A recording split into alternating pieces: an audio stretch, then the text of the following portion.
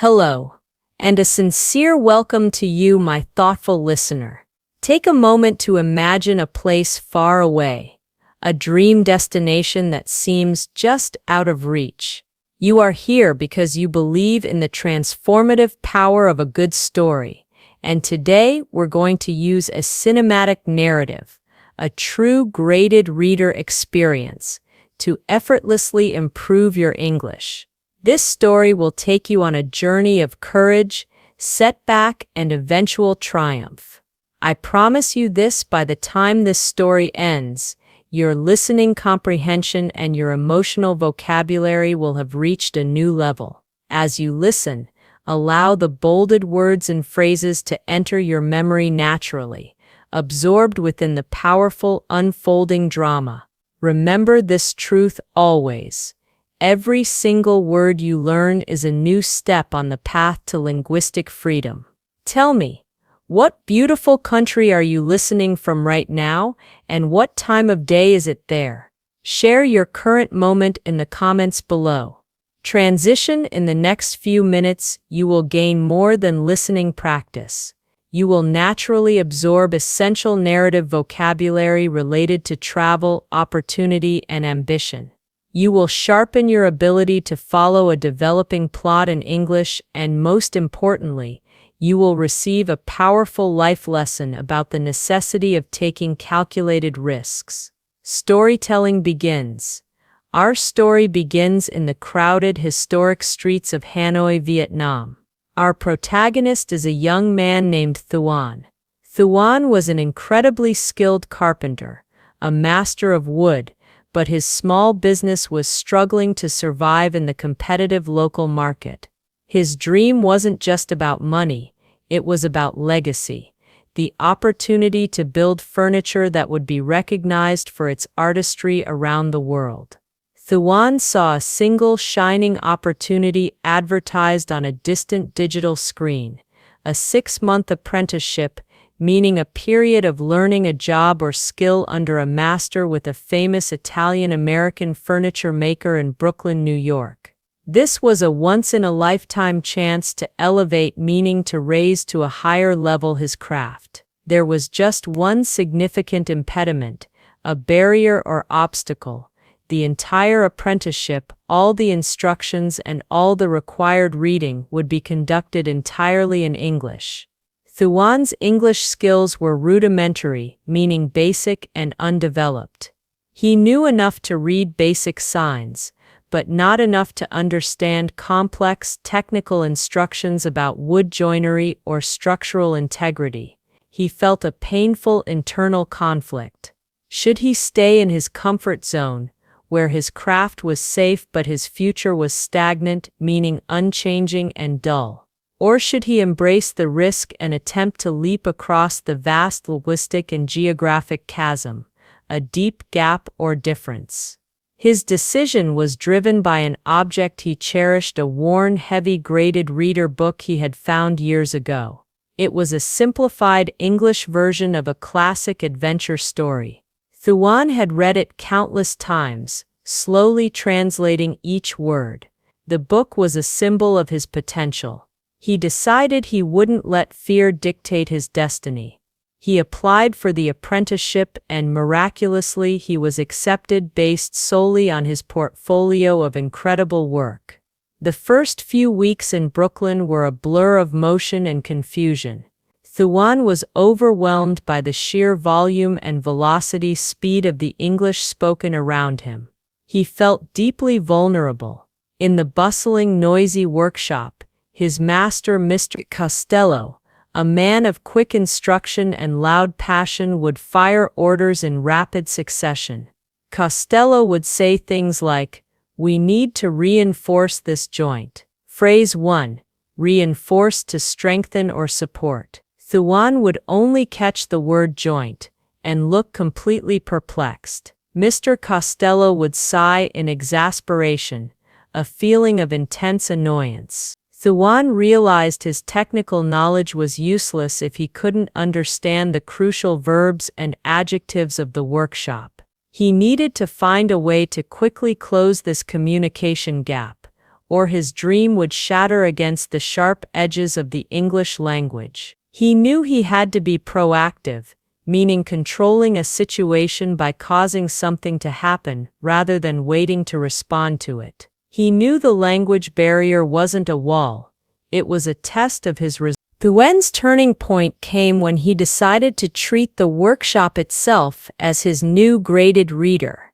He carried a small, worn notebook and turned the chaotic instructions of the workshop into his personalized English lessons. He focused on the most frequently, often used verbs and adjectives that were fundamental to carpentry. He started by mastering 5 key verbs for instruction. Assemble, to put the parts of something together. For example, please assemble the table frame first. Adjust, to change something slightly to make it more suitable or accurate. For example, you need to adjust the angle of the saw. Measure, to find the size, amount, or degree of something, for example. Always measure twice, cut once. Inspect, to look at something closely, typically to assess its condition, for example. Inspect the wood for cracks.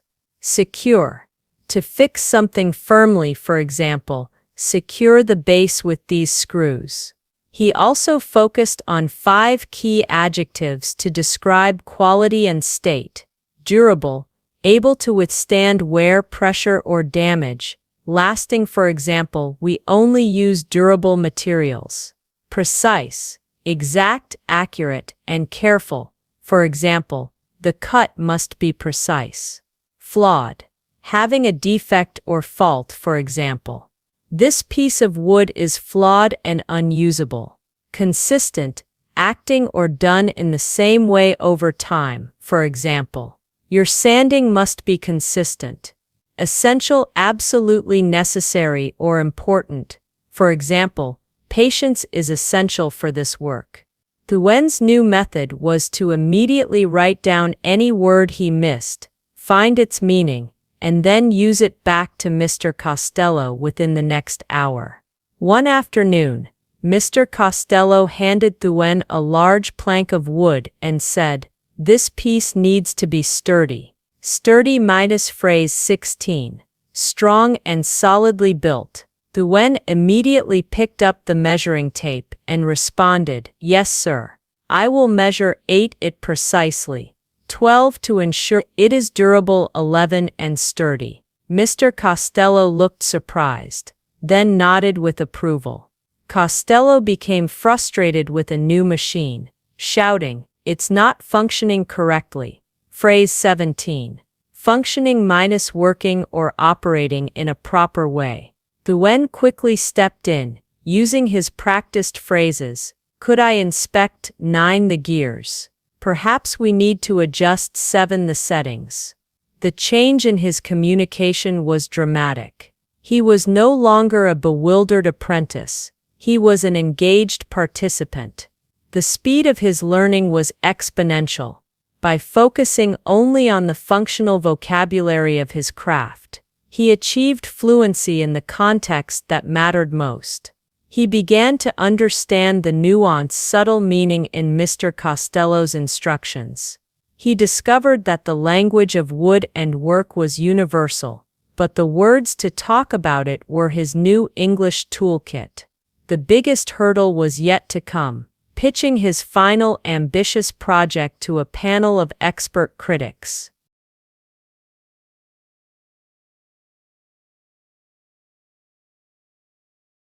Six months later, Thuen stood before a panel of design critics, preparing to present his final project, a magnificent, complex display cabinet.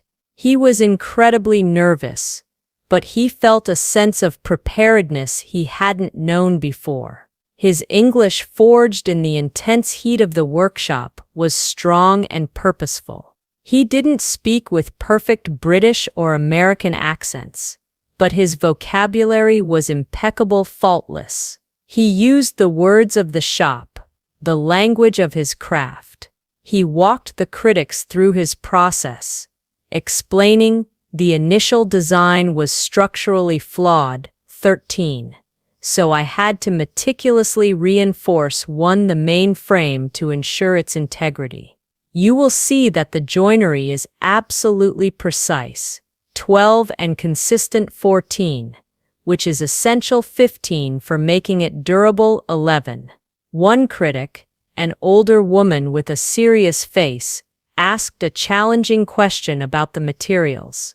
Thuan replied, using phrase 18, I was determined to optimize the material usage to mitigate cost. Optimize metis to make the best or most effective use of a situation or resource. Mitigate metis to make less severe. His presentation was a resounding success. The critics were not only impressed by the beauty of the cabinet, but by the clarity and confidence of the young apprentice. They saw a man who spoke the language of his craft with authority. He was offered a full-time position and a partnership track. Thuan's story is a testament, proof, or evidence to the fact that you don't need 1,000 words to change your life. You just need the right words, the essential vocabulary of your dreams. He overcame the language barrier by treating his challenge as a graded reader, focusing only on the words that were crucial to his success. The motivational takeaway is this: identify the essential vocabulary of your ambition and immerse yourself in it. Whether you are learning English for school, travel, or a job, find the 15 midest 20 words and phrases that are fundamental to your chosen environment and use them constantly.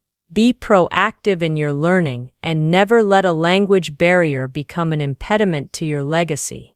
The world is waiting for your mastery. Thank you for allowing me to share this inspiring journey with you. If Thuan's story has motivated you to turn your life into an English-graded reader and you want to continue leveling up your language skills, please subscribe to the channel right now. Don't miss the next story. Keep learning, keep building, and keep speaking your dreams into reality.